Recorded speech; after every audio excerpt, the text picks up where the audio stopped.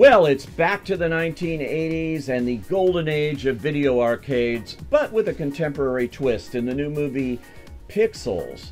The ridiculous premise has aliens from another planet, of course, discovering old feeds of these video icons, these video games that were so big in the early 80s. Well, in their twisted minds, they think this is Earth declaring war on them. So they turn the tables on Earth and decide to enlist these video icons, sending them down to Earth to attack us. That's the basic premise, but little do they know there are 4 kids who grew up in the 80s, spent their entire life wasting all their time playing these video games and basically saving the world one game at a time. Well, they're back now. They're all growing up. There's Adam Sandler as a repairman. What's up? There's Peter Dinklage, who was the kid who always cheated and won.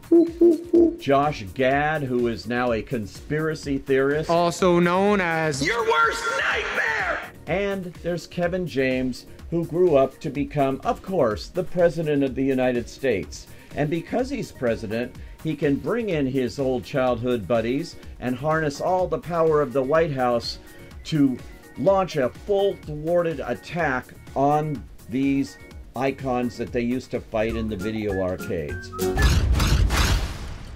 Don't tell anybody I killed the Smurf. Okay, stupid stuff, that's right. But it's really aimed at young kids, and they probably will have a pretty good time looking at this. At the very least, the special effects in Pixels are a lot of fun to see. Pac-Man is a supervillain chomping people up.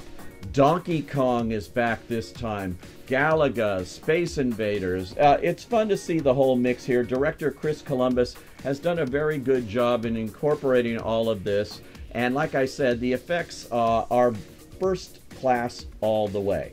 Adam Sandler has made a string of dreary comedies in the last few years, one worse than the other. Here he is at least restrained, and this movie is, I would say, better than 99% of his output in the last decade. Take the kids, if you're nostalgic for Pac-Man, and if they just want to have a good 2-hour time waster, you could do a lot worse than Pixels. I think for everyone else, though, this movie is a no.